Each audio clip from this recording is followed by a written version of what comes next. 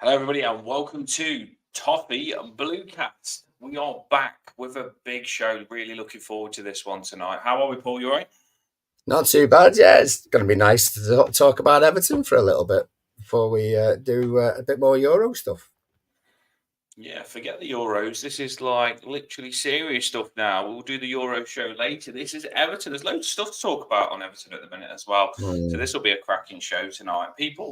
See people coming on. The views are going up. If you can get involved, get in the comments. Any questions for our guest? You've seen who it is on the cover.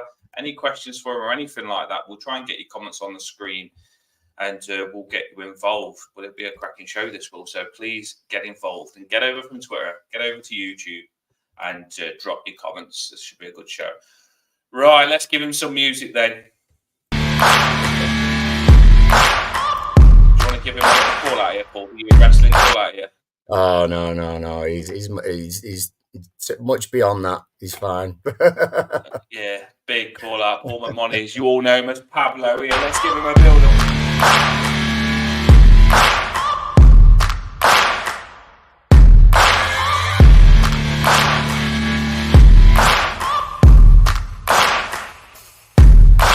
What is this? Is this like some sort of wrestling thing or something? Is that a walkout, is it?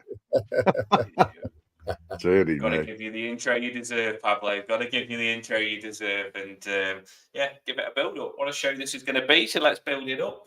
How are you doing, Pablo? I'm all right, thank you. I'm very well, thank you. A happy Dicky Bow Thursday to you both in honour of Super Kev, of course. We're all Dicky Bowed up. Good to see.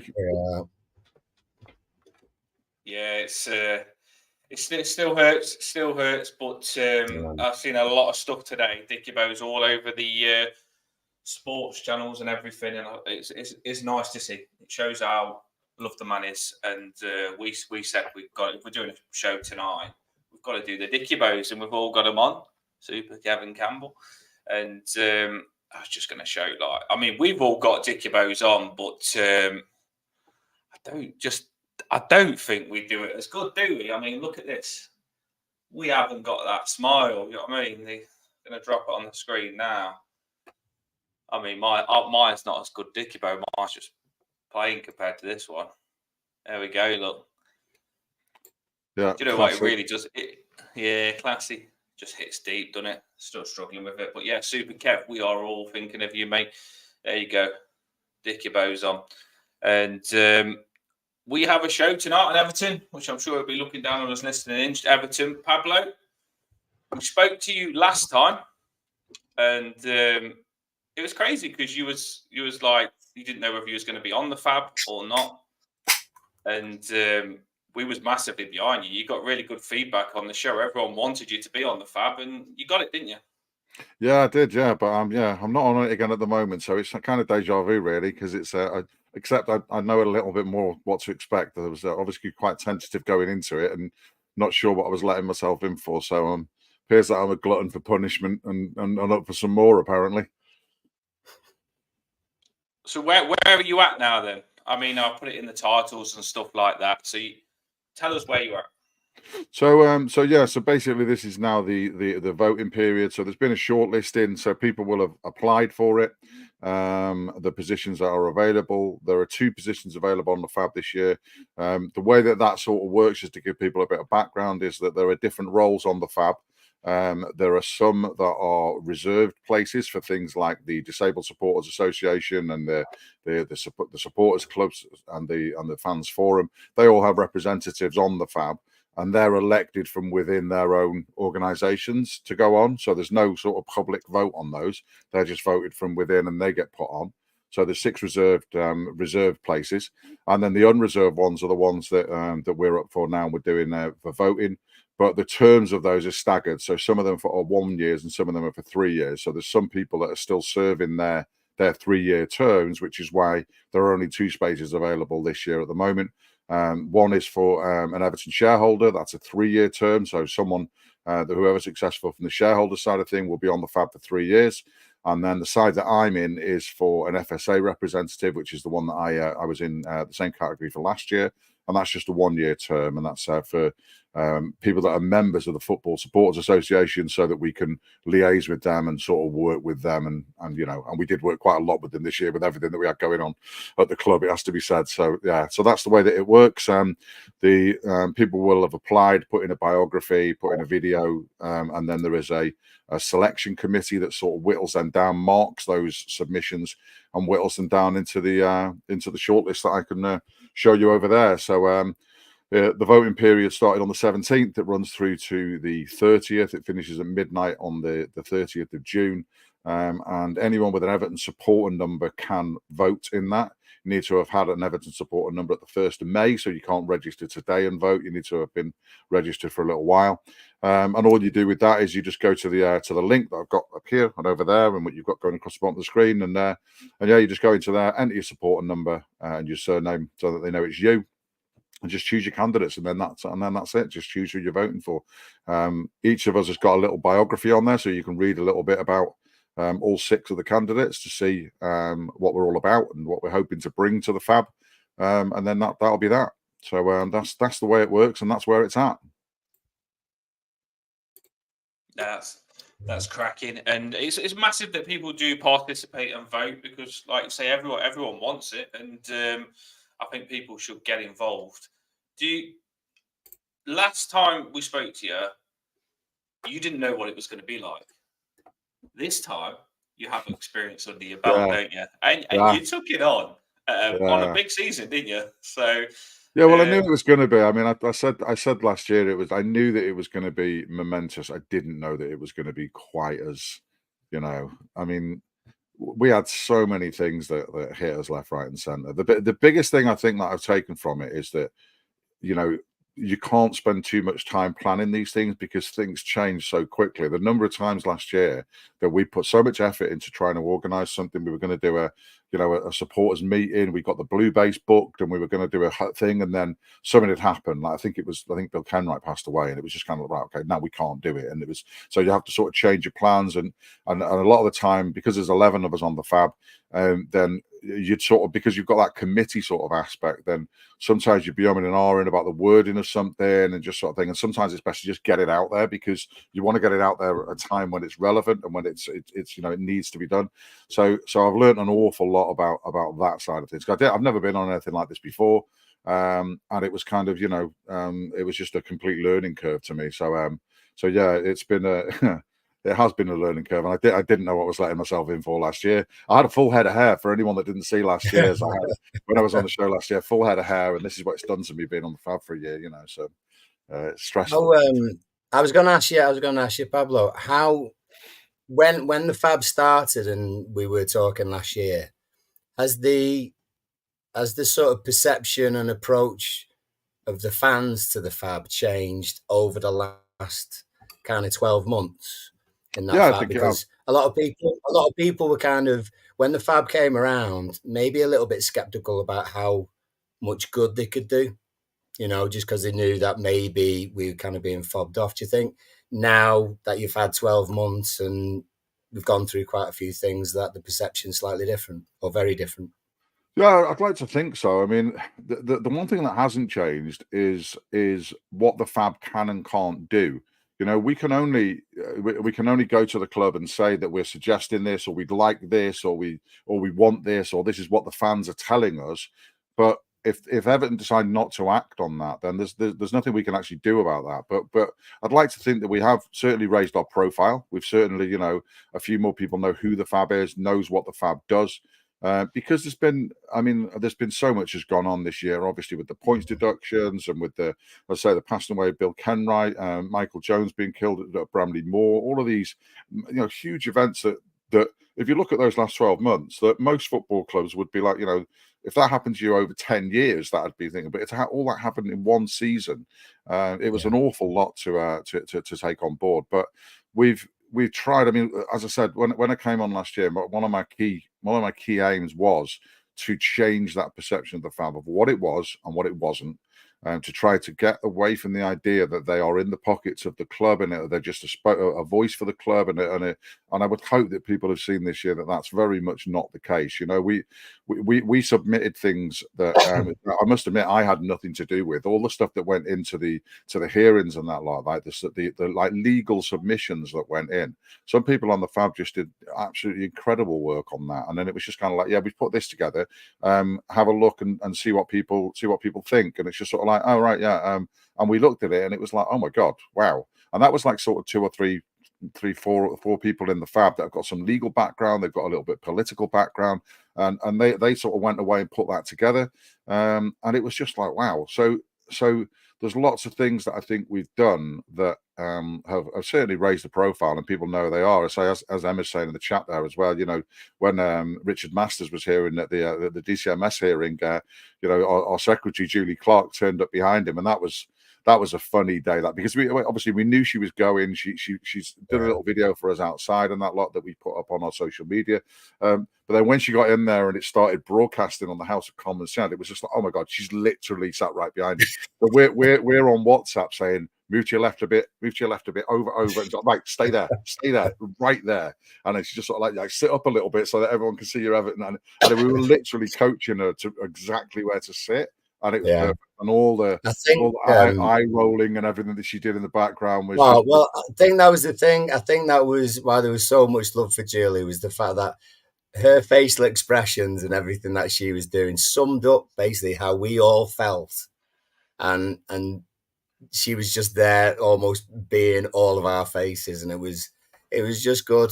It was good that voice and that face was behind Masters, but also like the panel who was sort of going through it as well, kind of both of them, both sides.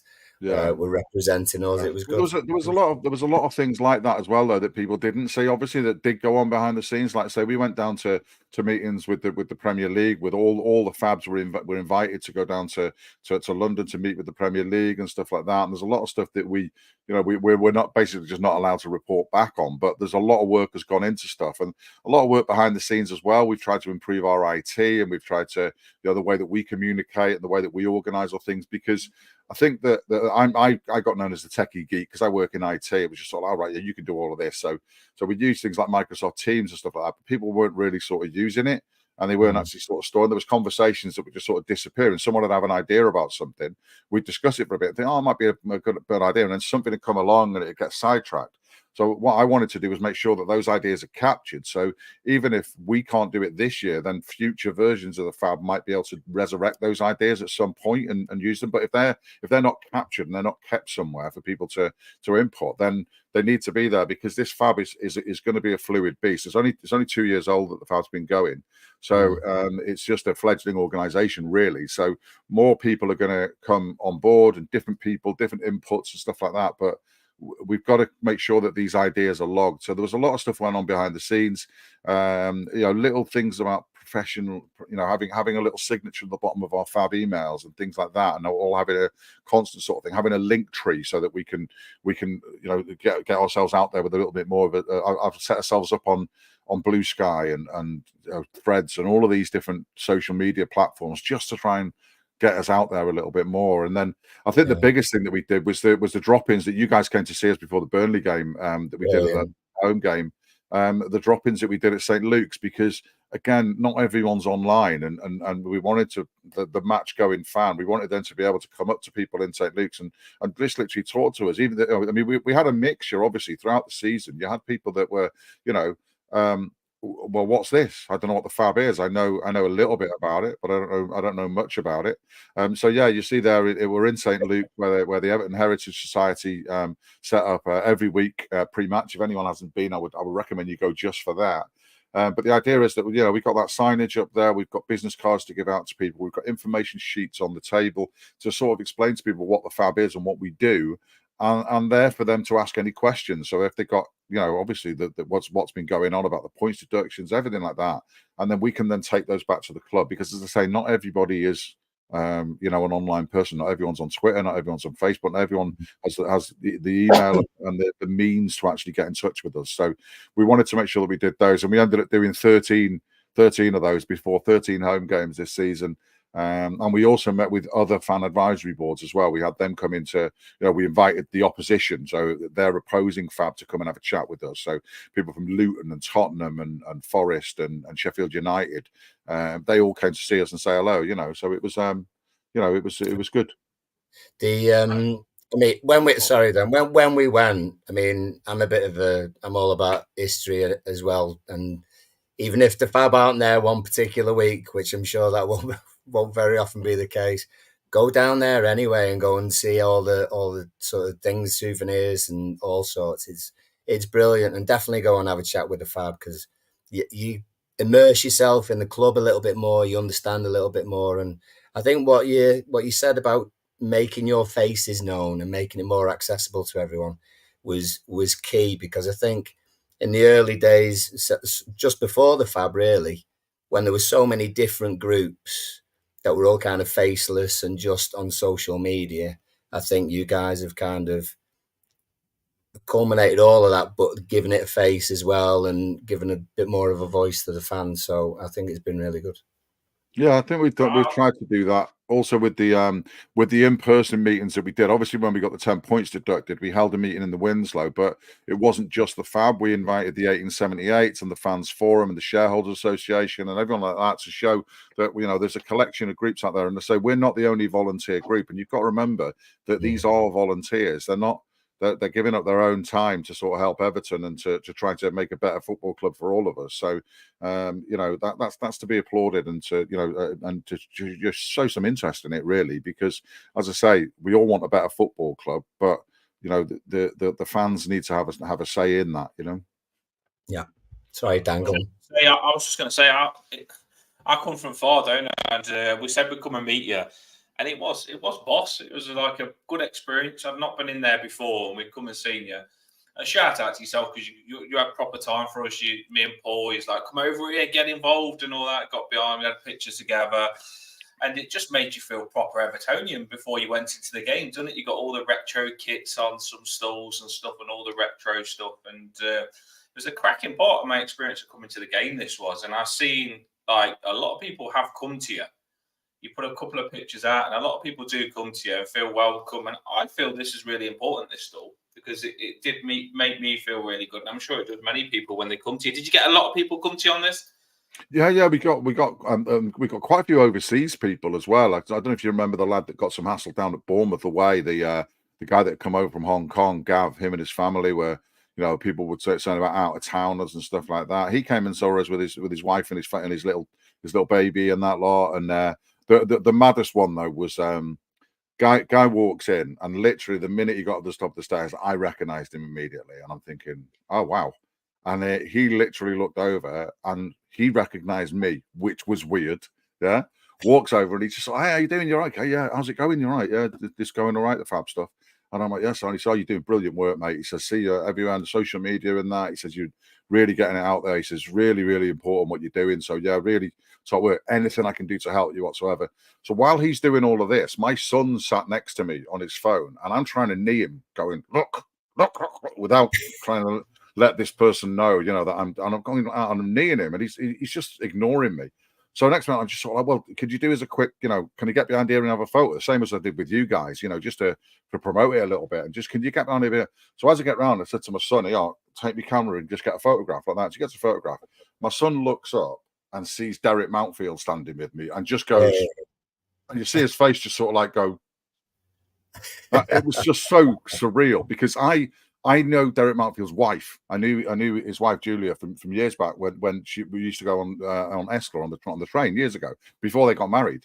So I don't know whether he sort of knows me from that, or whether he just does genuinely know me from seeing me visible. But he like sort of he greeted me as if he knew me. It was, and I'm just like going, "It's Derek Mountfield." It was so proper fanboying in my head, and just sort of like trying to be cool about it while alerting my son. So yeah, we had that, and we had people like David France, and Ken Rogers from the Heritage Society, and people like that, and yeah, just loads of people came to see us. It was great.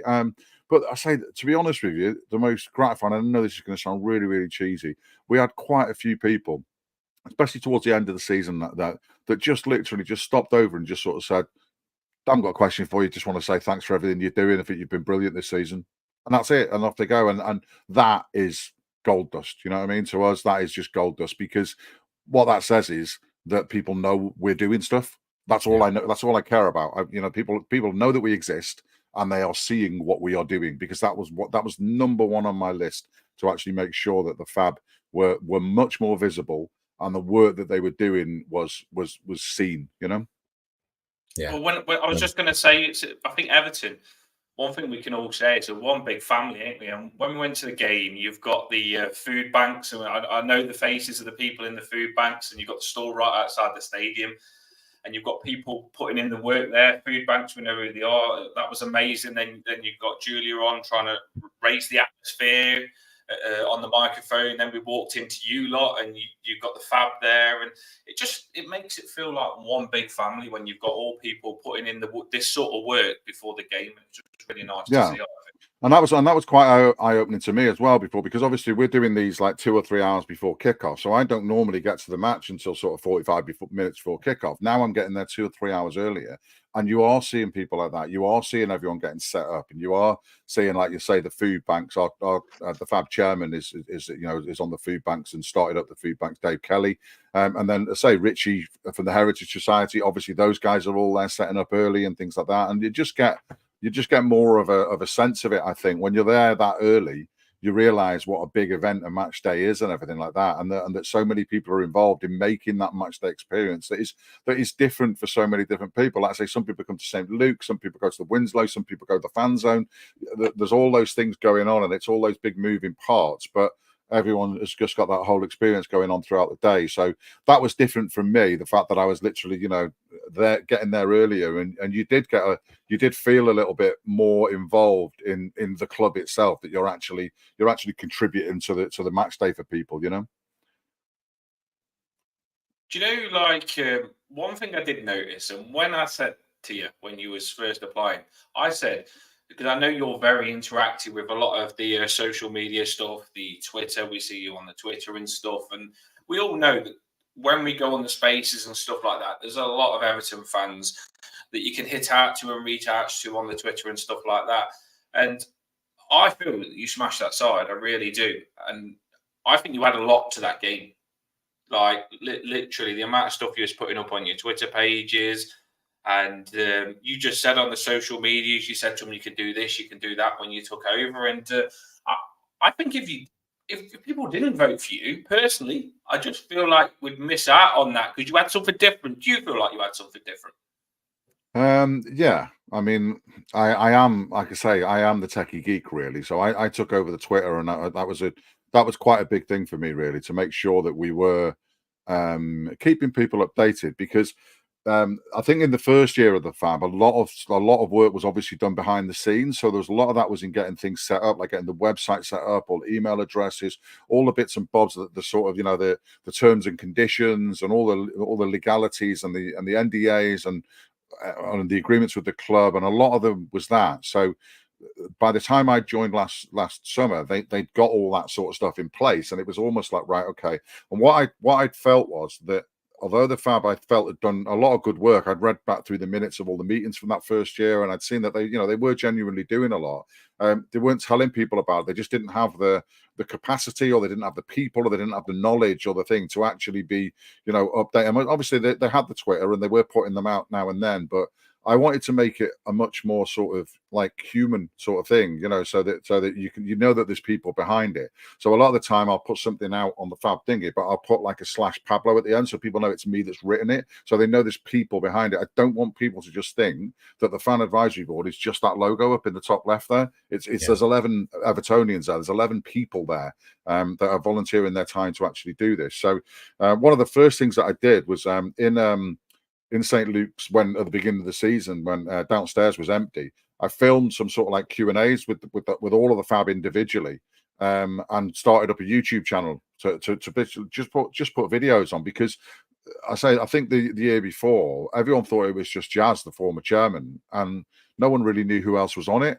And that's not fair. When there's 10 or 11 people working really hard towards something, it's not fair that they shouldn't get some sort of recognition for that and knowledge as to who they are and stuff like that. So I wanted to make sure that, if people were comfortable with it, obviously, I mean, some people on the Fab aren't necessarily that comfortable with doing any of the media sort of things and stuff like that. But I wanted to get our faces and our voices out there a little bit more so that people just get the idea of what it actually is, and the fact that there are people behind this. So yeah, I'm glad that you saw that and that you recognize that, because I say the Twitter is our main form of communication. If I get back on, then obviously I've got a million plans for expanding all of that, the different social media platforms. I definitely want to do more podcasts. We started a podcast as well. We did a podcast with Kieran Maguire, the football finance expert, myself and Dave, and we did an episode with Julia. So we only managed to get the 2 episodes done. There was loads of we'd spoken to people and they were up for doing it, but when other events get into, we just didn't get the chance to do them. So I've got a list of people that I want to have on the podcast and things like that. So there's loads that I still really want to do, so fingers crossed. I was just going to say, like you said, you got together with 1 or 2 other Fabs as well from other clubs. Was there any ideas that you kind of pulled from them? Because they may have been going a bit longer than we have. Is there any clubs out there who've got a Fab that we are getting ideas from, and maybe it's actually the other way around? It's actually really? around. We're the Trailblazers. So ourselves and that lot over the park, we got ours set up fairly handy. So we've been running, as I say, now we're coming into the 3rd year of our Fab.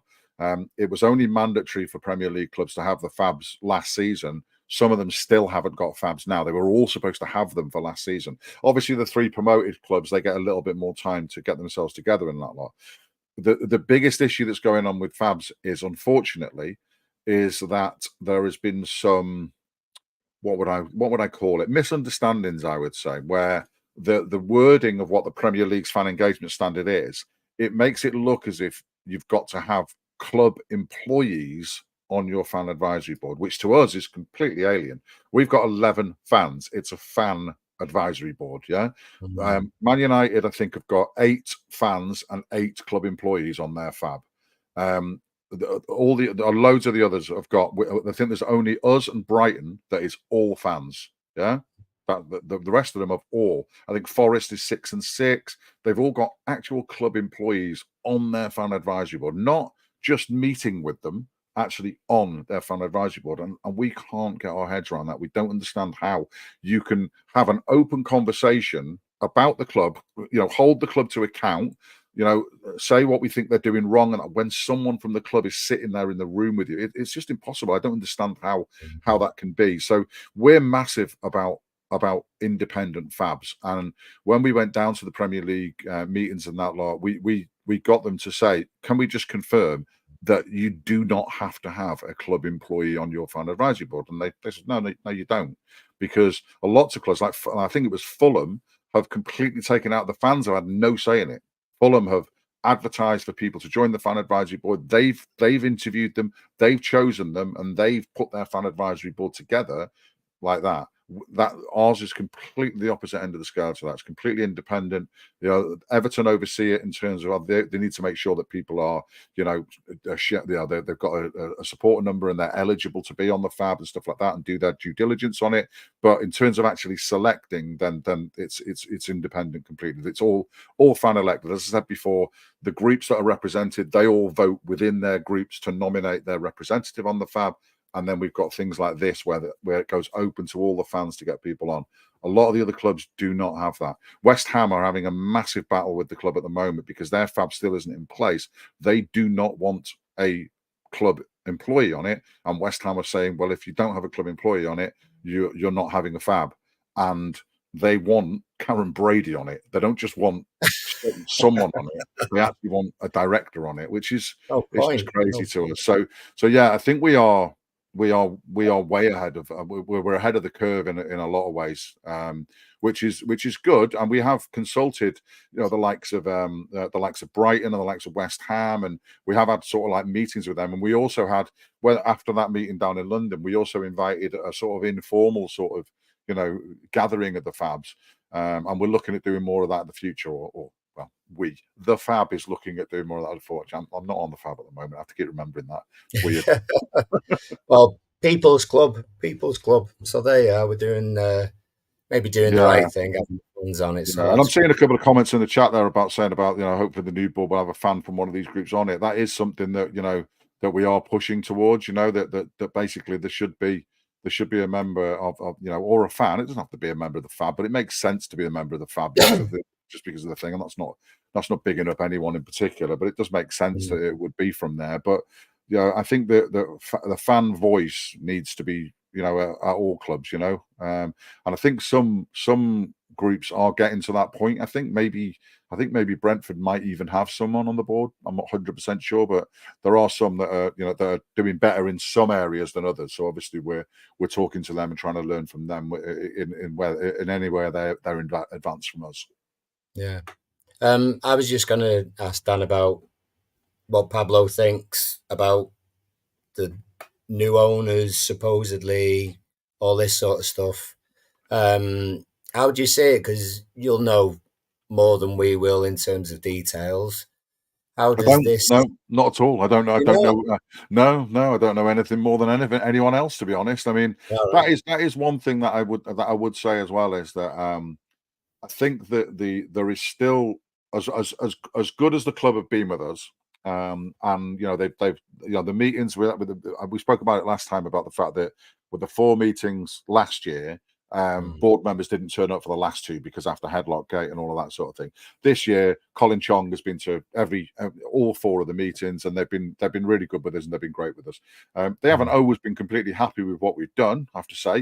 There's a few bones of contention that's been there, but that's what we want to do. We don't work for the club, we work with the club. So a lot of the time we'll sort of consult them on something, saying we're going to put this out, and they'll give us some feedback. They'll either give us a little bit more detail, or they'll say, "Oh, I'm not sure I'd say that." We take that on board, but we don't. That doesn't actually. If they say you can't put that out, then that's not their decision. That's our decision, because we're independent. Yeah. We decide we want to put it out anyway. However, what they might do is they'll ask for, just as a courtesy, if we're putting something out, it'll be sort of like maybe half an hour before, we will send it over to them. This is the press release or the statement that's going out. If there's any comments or any feedback that you want to add, and it might be that they've got a bit more detail about something, and they're happy to to put in. On the ownership side of things, obviously, we've been in limbo nearly all season, 777. We've had an interim board for a year now, since last June. We've had no chairman since October. It's something's got to change quickly. I don't really know much about the Freaking Group that have now entered into this period of exclusivity, apparently. I just know that something needs to change. This limbo needs to change. I don't know who's better than the other. I don't know who's ever. What does seem obvious, though, is that Mr. Mishiri has done with us, and he wants out. So if that's the case, then it's basically just let's get it sorted, because I think that most of us now realise, and I think it's fair enough to say, I can certainly say it now that I'm not on the FAB anymore, I think 777 would have been absolutely disastrous for us. I mean, I think everyone can see that now. But obviously, at the beginning of it, they're talking the talk and walking the walk. You don't know who they are, really, these companies. So it's going to be a case of suck it and see, really, and we'll see. But I don't know anything more than anyone else about it, to be honest. Do you know if Roma have a FAB? That's a good point, actually, because we did actually try to reach out to the 777 to the other teams to try to talk to some of them. We did actually try and do that last season as well. And we're keen on doing that anyway, because any sort of fan group, we're happy to sort of, talk to and learn from and things like that. So yeah, I'm sure that we will be doing that sort of thing. We've done it for the teams that are coming up this year, the 3 promoted teams that are coming up. We contacted them as well to just sort of say, welcome to the Premier League. We're going to be there, because although they're going to be coming to us on a match day and there's the rivalry and all that sort of thing, that's not what we want to make sure that they understand what the FAB is. And again, we kind of want to make sure that they understand if they're setting up their FAB, what they want. I think Leicester have got a bit of a similar situation to West Ham going on with theirs, where they're not really happy with what's been proposed for their FAB, and the fans are arguing about that at the moment. So I think there's still a lot, and that's the thing that I would like to put across about the FAB. It is Everton focused, but it is also football focused. So obviously, the biggest things that we've had on our things this year have been the 10 points deduction. They have been about the ownership, and they have been about the takeover. But we've also been, fighting against the independent regulator. We've been trying to have some input into that, because obviously that's a massive thing for us at the moment. The independent regulator isn't going to have any say over PSR. The Premier League is still going to handle PSR on their own, and they're making an absolute balls up of it. So that needs to be from the independent regulator, we think. So we've been trying to rally people around. We're working with organisations like the FSA and Fair Game that are trying to do that. So there's an awful lot of work that goes on, not just on Everton. There is also on football, and we're trying to learn from other fabs and from other groups that are out there, and trying to help that and have a voice in that, because that's just kind of the way it's got to be, really. Yeah, I agree. I was just going to say, I think it's massively important that we get the fab as solid as we can, because if we do get, I'm massively excited about Dan Freakin, and you don't know. I could be excited about him, and he could come and he could not be the man like Mashiri, but he could come in and be the guy. And with looking into what he's done and stuff like that, I feel is someone that if he comes in, he'll do everything to the max, and he can get our football club back on track. And I believe that if the fab is really good when he comes in, he's going to look at it and use it. I think if it's not that good, we could get a situation where you put some other people on it to make it how we want it. So I think that we've got to make sure that our fab is massively solid, because on what you said, if you've got people on the board or just people within the club on the fab, to me, it's not the fab. I think it's got to feel like something separate, where, Pablo, when I speak to you, you're a fan to me. You're not someone working high up or anything like that. You're on my level, and I like that. And that's why I said I wanted you on there, because I always want the fan advisory board to just be the fans, because then I feel like us fans are getting a connection to the club through the fab, and then the fab that's how it can be used, and it will excel in that sort of way. And that's what we need. And like you say, our fab is above everyone else, because our football club's been that bad. You've been tested to the max. In a way, it's bad, but in a way, it's good, because you've been there, done everything, and ahead of the game compared to all other fabs. And I think when this Dan Freaky, if he takes over, I mean, it's locked in on him now. Let's see if he comes in and he wants to do everything perfect, he can use the fab, and hopefully he can proper look into the history and our fans and just maximise what Everton can be, because we are a really special football club. But I think if we get the right owner, he can make that shine and show even more how special Everton Football Club is. And like I say, that's massively down to the fab as well, because there's been, with what we've been through the last 3 seasons, 3 relegation battles, hating the board, strikes and everything, there's been a massive disconnect from the fans to the club. Like, we don't trust anyone. We've been broken, basically, and you've got to build that back up. And I feel the fab could be a bridge that could do that. And I've seen you do that a lot, Pablo. I've seen you try and, well, you've changed a lot of people, because when you've been on the spaces and stuff like that, I know some people know fab, they don't do nothing, or no. But then when you've been on it, like I said, you just sound like us, and they think, you know what, fab are trying. And one thing I do want to say is, every time I've gone on and something's going on, I see a letter saying the fab have done this. So there's always been a response from the fab. The fab are always doing something. The fab have done this. The fab have emailed this. The fab have contacted to do this. So the fab are doing a lot of stuff, where us as fans, we sit and we wait and see. The fab are always active, always doing something. So I think it's massive that we do get behind the fab, because if we're going to be a really successful football club again, the fab doing incredible will be a big part of that. And, yeah, I think it will. I think you're right. I think that was one of the things that I did want to do. I wanted to make sure that people realise what's going on. I mean, obviously, I monitor the Twitter, so I see a lot of comments, and people are just sort of like, well, what about this? What about that? A lot of the time, we're working on that. We just haven't got it written out yet. You've got to remember, we all got most of us have got full-time jobs or other commitments, and that this isn't a full-time job. This is all done in our spare time. And I remember when we went with the West Ham guy, and he was just saying, I don't know how you cope with all this. He said, I'm doing an extra sort of 12 hours outside my day job. And I think we all looked at each other and just sort of like went, what, only 12 hours? It was kind of like, it's a big commitment. There's a lot of work that goes into it and that. But I think what you said right at the beginning of that, for me, is key. And what I've always had in the back of my mind throughout this year, when we thought 777 were coming in, or when we knew new owners were going to be coming in at some point, is that at some point there is going to be a meeting that is going to take place between the people that are at Everton at the moment and the new owners, and they're going to say, so this is our fan advisory board, and they're either going to say they are, really sound people. They're very helpful. They're very useful. They tell us what the fans are thinking. They're open to ideas, and they're useful. So do engage with them. Or they're going to say, this is the fan advisory board. They're just a load of shit. Just invite them in for biscuits every 3 months and give them a cup of tea, and they'll just go away and they'll be nice. That's not what I want. I want us to have a good relationship with the club, still hold them to account and still live, but work with them and basically let them see the value of what the Fab can bring to Everton Football Club, so that they can pass that on when that gets handed over.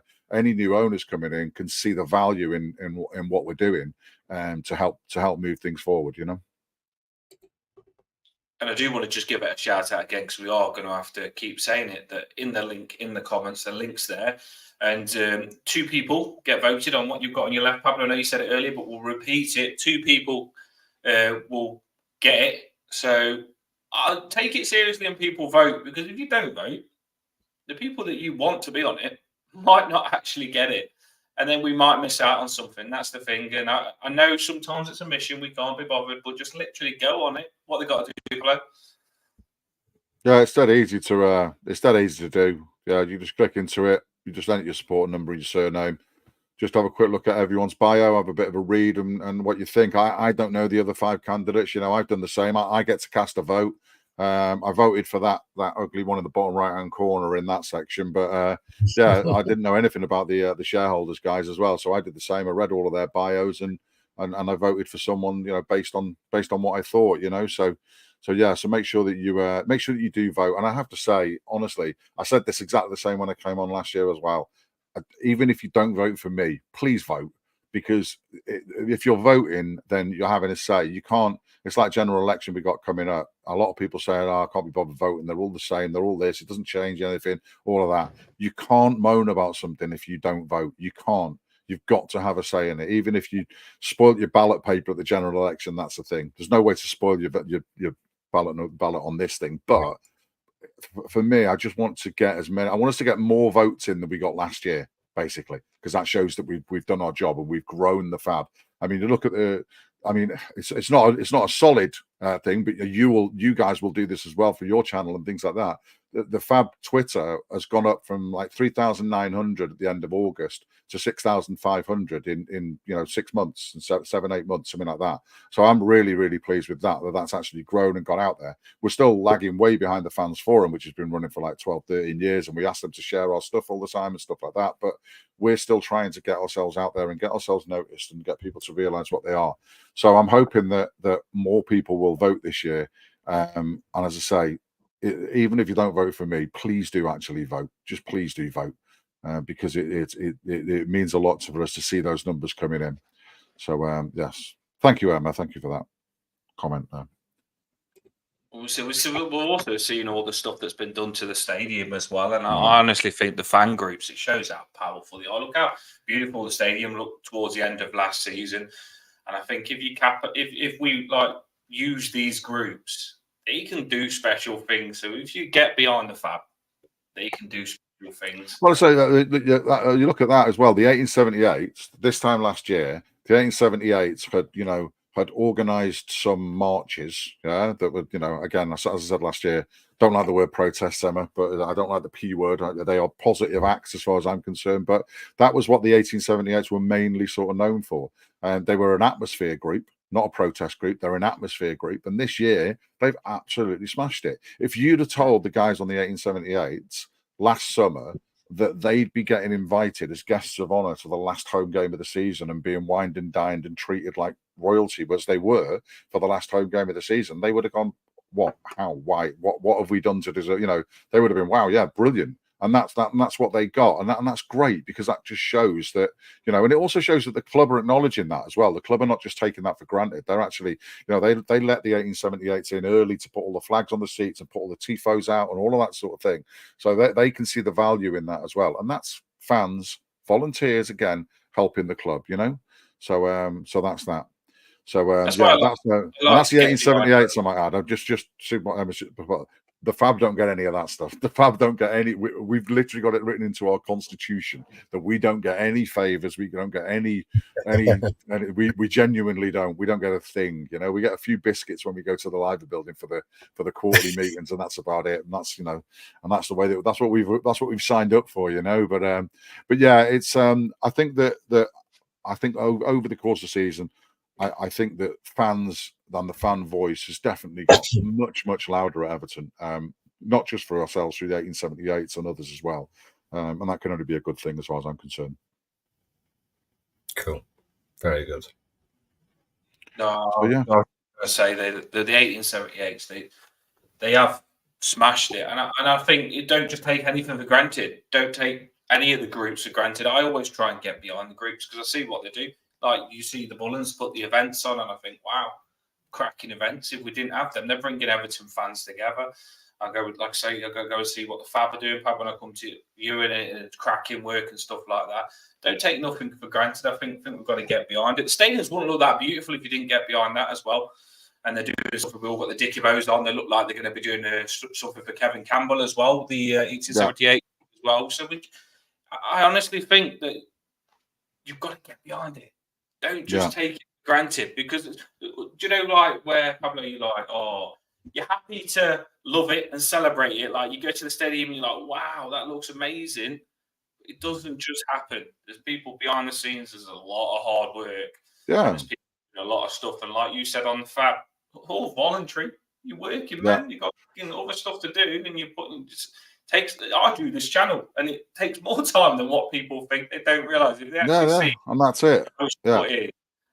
Yeah, I mean, I literally, I'm looking up here. I've got whiteboards up on my wall here with Fab stuff on it that I've got. Exactly. I've got my to-do, in progress, and done list. There's a lot in the done list, but there's still a lot in the to-do and in progress stuff that I want to get back to. So I'm really, really hoping that I get back on. I'll be honest with you. If I don't get voted back on, I will still volunteer my services to the Fab, because they're allowed to co-opt people on. They can actually ask people, you know, outside people. It means I don't attend the meetings, and I wouldn't vote or anything like that, but they can work with people, and we have worked with people. You know, we've worked with lawyers. Matt Stanbury, the public lawyer on Twitter, he helped us. He advised us quite a lot, as you know, with the legal stuff when we were doing for the things.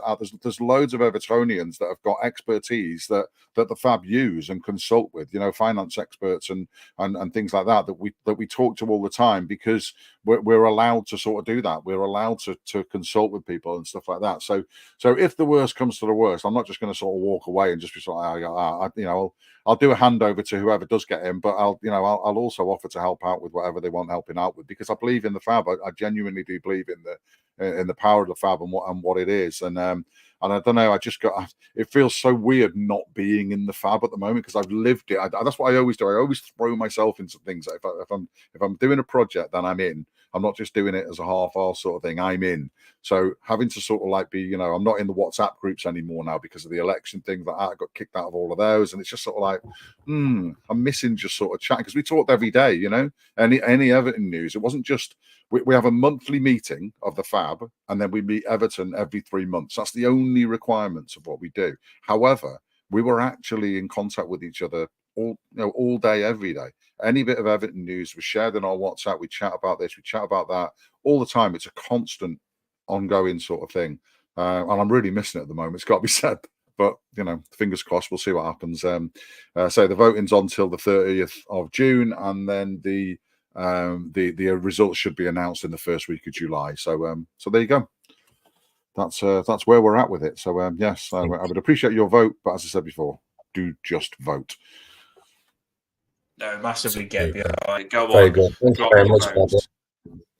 That's what we said we'd do on this show. We said, Pablo, we'd get you on, let you tell people what you're about, and let them see that the Fab is massively important and to vote. And if you like the way Pablo sounds, which I'm sure you will, I mean, we've had a lot of feedback on the shows, and a lot of our members on the Toffee Bluecast voted for you last time. We get good feedback in the comments. If you do want Pablo to be on the Fab again, you can see he likes it. Just get behind him, drop him a vote, and like you said, have a look at the other people as well, and read their bios and see what you think of them and whether you want them on your fan advisory board. Do you see the new owner? Are you as excited as me, Pablo? Because I'm really excited. I'm thinking Roma. team. This owner's got to be good. He's Roma. Yeah, well, I say I'm just be excited for the process to be moving. To be honest, we've been in such limbo and so many false starts with it. I want us to have a not interim board, and I want us to have a chairman. That's what I want. The main two things on the top of my list at the moment is to get into Bramley Moor Dock as a Premier League team. If we can do that as owners of Bramley Moor Dock, if it doesn't get sold off to someone else, that's all we can focus on at the moment. And to me, all we can do with who the new owner is hope, because we're in a deep hole. There's no two ways about it. We're in a deep hole, and we're going to have a lot of luck along the way, I think. And let's hope that whoever does end up coming in, and let's hope it doesn't take anywhere near as long as the 777 thing did to come to an end. Then hopefully it'll be that. Am I wrong in thinking? I think to myself, like 7 partners, we all partly thought that they could fail because we knew things was a bit iffy with them. Am I right in thinking that? I think to myself, this guy owns Roma. He's got the money behind him. I don't think he will fail. Or am I wrong? I can't see how he would fail. Well, because football's football, and Everton's Everton. More importantly, Everton's Everton. That's not. Yeah, Roma's one thing, Everton's another, mate. We all, how many times have we got Everton that? You know what I mean? We all know that that's a saying, don't we? So it's one of those things. Once Everton's touched you, it could. Hopefully it'll work out. I would hope that the conversation that they're having, that they're seeing, the potential in what we've got, the potential in Bramley Moor Dock, which looks, it's incredible. We were fortunate enough to have a look at it in February, to actually visit the site.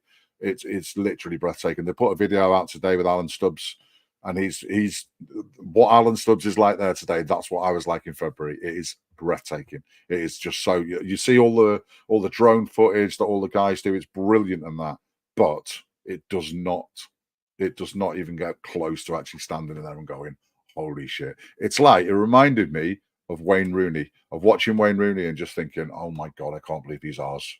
And it was like that. Literally, you're in this and you're going, I cannot believe this is ours. It's incredible, honestly. I'll be gutted. I'm gutted about Goodison. I hope we give Goodison a good send off. But I am extremely excited about getting in there. Cool. Keep the comments coming in. We have got comments coming in. No, everyone does say that no matter how good the drone footage is, it doesn't do it justice how good it looks. And the way you just spoke about it, then it gets you so excited, puts a big smile on my face. And I mean, the new owner, he makes films. The new owner makes films. He's an artist, and you're describing how good that stadium's going to be. He's probably going to make an old documentary and film on us Everton fans. I can just see this being a big fairy tale with this man. Yeah, it could be. Excited. Yeah, but he's a filmmaker, so he knows his stuff. He thinks ahead. He's an artist, and you've got this Everton fan base with the blue flares that are the best fans around, the People's Club. I think he can do something special with our club. I really do. Comment there, Paul. Check it out. Yeah, Mark McKeown, who's one of the candidates for the shareholder position. Thanks, Pablo, for opening his eyes a little bit more. So let's mock up that top right. Yeah. Sound. So what I will just say as well very quickly is that, as I say, my Twitter handle's up there. And I have got pinned at the top of that a little video just explaining why I want to be on the Fab again next year. And the only things I really use are an ancient message board called the People's Forum and Twitter. I'm not really on any of the forums or anything like that. So if anyone feels that they are voting for me and that they feel they can endorse me, please do share it. Share it on forums, share it on chat groups, share it on your podcasts. I'm happy to do more podcasts. Other podcasts are available, folks. This is the best one, obviously. But I'm just really passionate about this, and I really do want to get back on this Fab if I can. So, if anyone's feels that they can endorse me, then I'd be very appreciative of that as well by sharing that pinned tweet of mine on Twitter to try and get it out to a few more Blues. Super. Thank you very much, Pablo. Yeah, it is on the hour mark now. I feel like it's been good, to be fair. It's been good to hear your journey on how you've done, Pablo, and I can see you. I want you back on it. I can see excitement to be back on it, and I want you back on it. I feel like you smashed it. It's an every year thing. Do you know your role, Pablo? Before we end it now, we're shutting it down, people. I'm glad that we've got good feedback and a guy on it said that it's opened your eyes up. So obviously it's been a good show, a good insight on it. But can you change your role to be longer than a year? Or is it going to? I wish it was, to be honest. I mean, if anyone. If anyone would have sold me a share a couple of months ago, then I'd be much happier than that, because the shareholders is a 3-year role, whereas the FSA rep, which is the only one that I'm eligible for this year, is a 1-year term. So yeah, as I say, the roles are staggered deliberately on the FAB so that you can have that sort of continuity, so that some people are on longer, but you also get that churn and you get those fresh ideas and those new people coming in every year. So they've tried to stagger it, and I think it's probably about right, but it's just, just one of those things really, that it just so happens that the only role that I'm eligible for, it's the same role as I had last year, was the FSA one. It's just a year. So even if I do get back on, I'll be back here again this time next year going, hello, it's me again. Probably people getting sick of the sight of me and begging them to vote for me again. So you'd be more than welcome, mate. You'd be more than welcome. Yeah, we'll see. As long as you keep smashing it like you're doing. Like I said, I've seen a lot of your work. You smashed it, and that's, I suppose, when you get your chance, that's all you can do. Smash it. People see that you've done your best, and I don't think they want to lose you, so they put you on again, and that's all you can keep doing, isn't it? And you're doing a cracking. Thanks everybody for listening. We are going to end the show on the hour. It's been a cracker. We could go longer because it's been that good, but we hope you've had a good listen on this. Just make sure you get over there and get your voting. We're not telling you who to vote for, but we've had a very good man below us on the show that's been smashing the FAB. So if you want to vote for him, get on it. Pablo, the man. Pablo, let you say your last word before we shut this down. No, thanks for having us on. Great to see you guys again, and enjoy the rest of the summer, enjoy the rest of the Euros, and we'll be back at Goodison before we know it, won't we? True. Do you know Cheers, guys. We're shutting it down now, but do you know where you said Everton just need to stay in the league? I'm seeing a trophy. I'm seeing Coleman Trophy on it last season. Who did you say we were going to beat 5-0? Who was it? I can't even remember now. Everybody. Every week. You are the most optimistic Everton fan going, and I must admit, I'm generally a very optimistic person in life, but Everton is where it sort of ends. I'm seeing Pablo on the FAB. I'm seeing this new stadium. I'm seeing the 1878s with the banners. I'm seeing that Coleman with a trophy on his last. I'd take a boring season, mid-table all season, and let's just get no jeopardy, no worries, no stress. Just what was it like those last 3 games when we were safe, just strolling along Goodison Road, just getting the sun shining, amazing. It was brilliant. That's all we need, thanks. So when we get into Bramley Moor, then we can start looking at starting to win stuff and things like that. Just let's get in there. Just think I think Tarkowski left out of the England squad. Branthwaite dropped last minute. We're going to keep Branthwaite, by the way. I think a lot of Everton players are going to be very keen this season to get us a trophy that we deserve. And we've got a good new owner coming maybe as well. So thanks everyone for listening. I had to finish it positive, Dan, at the end, didn't I? It's been a cracking show. Dickie Bowes out. Super Kevin Campbell, mate. We love you, mate. We really do love you, mate. Hits deep. And the big outside the stadium as well. Amazing stuff. You're a luck, man. Super Kevin Campbell. Finishing the show. Up the top is everyone. Hope you've enjoyed the listen. Drop in the banner. See you later, everyone.